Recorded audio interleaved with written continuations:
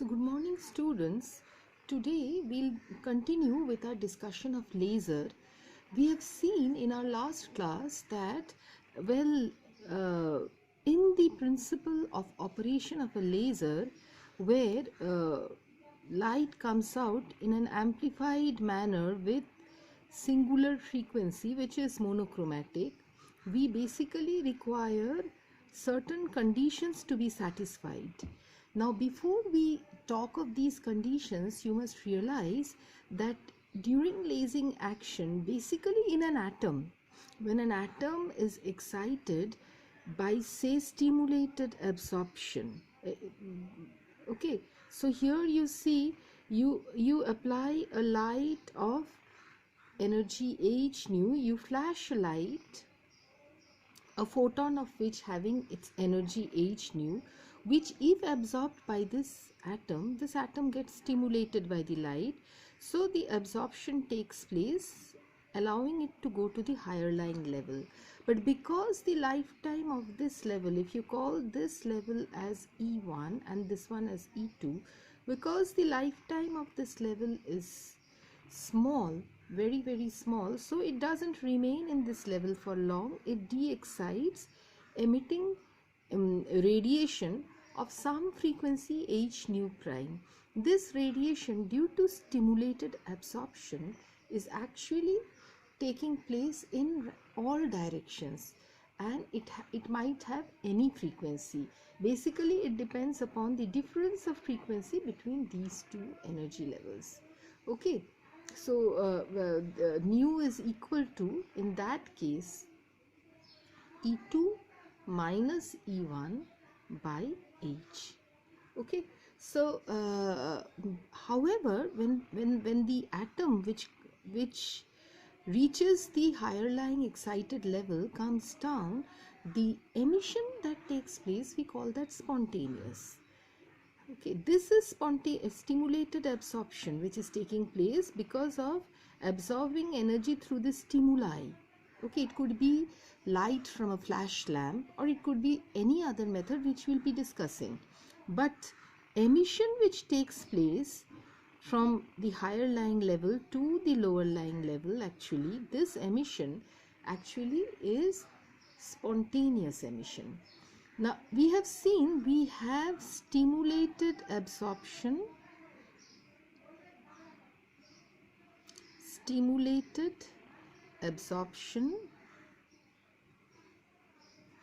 we have spontaneous emission,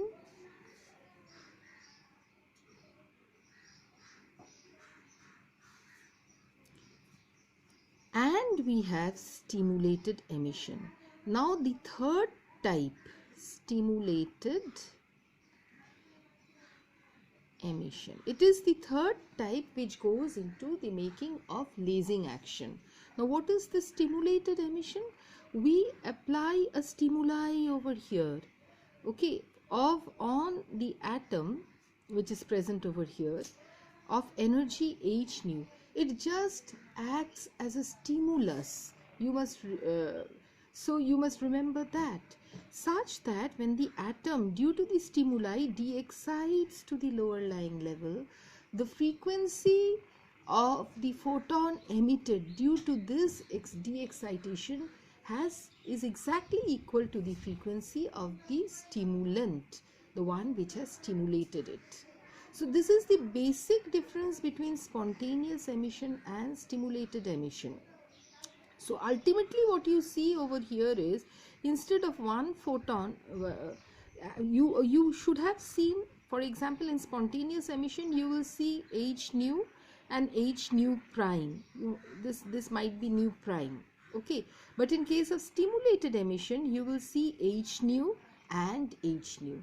So one photon will give two photons, okay, and two will give four, and in that manner multiplication takes place, and that is the property of stimulated emission.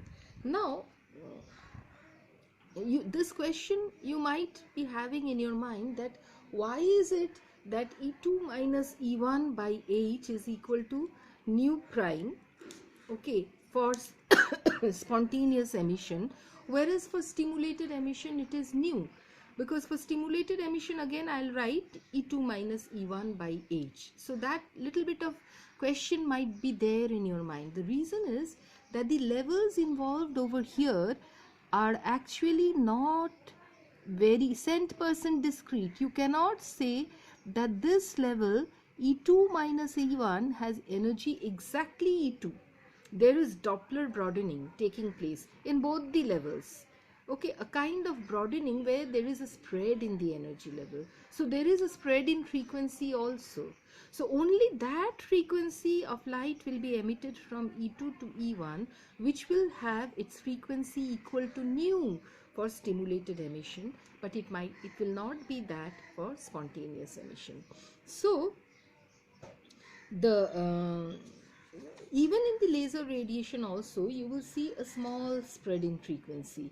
Now what are these? So it becomes very important to know the characteristic of stimulated emission. What are the characteristic of stimulated emission?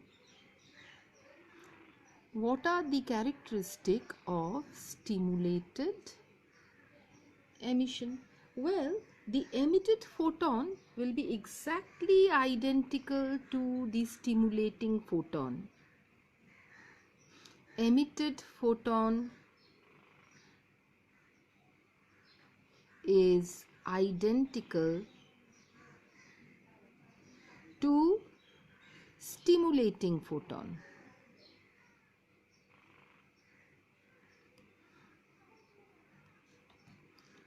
Okay, and then, well, here actual multiplication of photons take place. Multiplication of photons take place. Multiplication of photon take place. Okay, then, well, the process is actually controlled. It is not an uncontrolled process. The process has to be controlled from outside. Is that okay?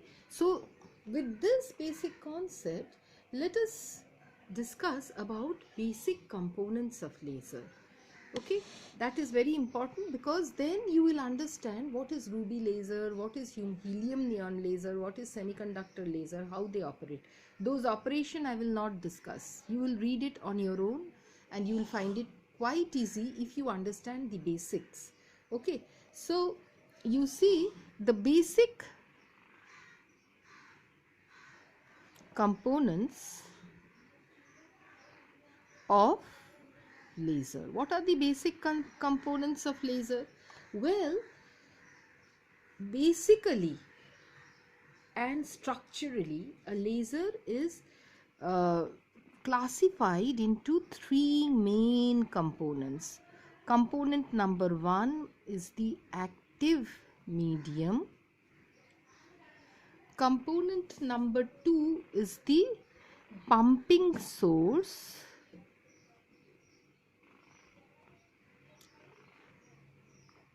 And component number three is optical resonator. So with all these three components, if I give it to you, you can yourself make a laser on your own. That is possible. Optical resonator. The third one is actually very important. Okay, all of them are important. All of them goes into the making of the laser. Okay, but then you have to understand well each of them. Okay, specifically the last one. Okay, so let me discuss about the optical medium, the active medium. Okay, what is an active medium? Well, an active medium is actually the one which has a collection of, it could be a solid medium, a liquid medium, a gaseous medium. So you realize you can have various kinds of laser. All right, So it could be a collection of atoms, molecules, ions. The basic capacity of the basic property of an optical active medium is it should be capable of amplifying. It should be capable of amplifying light waves. All right. So under normal circumstances, we have large number of atoms residing in lower energy levels. Okay. Now, basically, for an optic medium, for an active medium, the medium should be such that it should represent. Actually, it should allow the stimulating radiations to pass in. It should not be such that it will block the stimulating radiations. So the property number 1 for active medium is that it should be transparent to the stimulating radiation, and the laser output should come out of the medium unblocked. Okay, so transparent to stimulating radiation,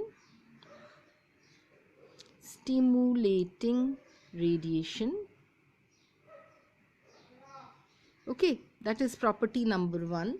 Number 2 is should have good optical properties. Now what do we mean by good optical properties? By good optical properties, I mean that the refractive index of the medium should not change. It should be uniform and constant. And not only that, well, there should not be any scattering within the active medium. All right, and and of course undesired absorption should not take place. So the refractive index should be constant throughout the medium. There should not be scattering or undesired absorption within the medium. And number 3, well, it should actually accommodate all the active species that helps in lasing action. Do not think that it is possible for any kind of medium. It should have active species accommodated within the medium. Active species should be accommodated. Okay, should be accommodated. Okay, all right. And number 4, well, it should have good mechanical and thermal properties. So under extreme conditions, when the laser is working, there should not be any breakdown or crack or anything within the medium. So good mechanical and thermal properties. So let's stop over here today, all right, for this first video. All right, and let's proceed to the second video where we discuss about pumping source. Well, so that is very important. So you see, these are the 4 characteristic feature of an active medium: transparent to stimulating radiation, good optical properties, and active species should be accommodated, good mechanical and thermal properties. Okay, so let's stop.